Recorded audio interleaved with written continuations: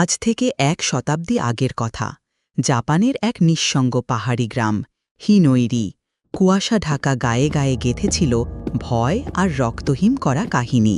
গ্রামের কেউ পাহাড়ে পা রাখত না। সেই গ্রামেই থাকত ফুয়ান নামের এক ছেলে।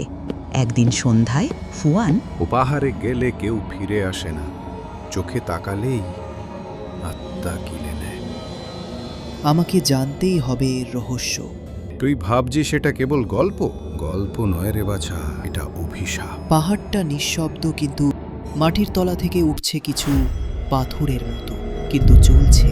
গায়ে শত শত চোখ একসাথে জ্বলছে। ওরা দেখছে, ওরা আমাকে গিলে ফেলবে। আমি চিৎকার করতে পারছি না, গলা আটকে গেছে, চোখ থেকে জল পড়ছে, কিন্তু ওটা জল নয়, রক্ত, রক্ত।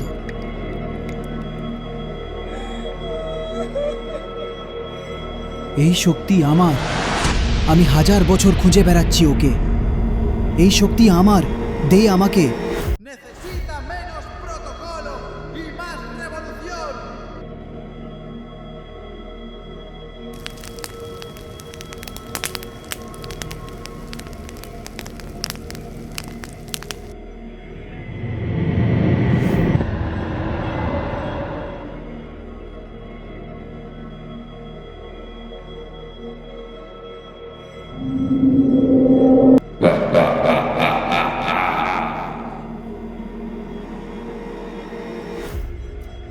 চোখগুলো আমাকে খেয়ে নিচ্ছে।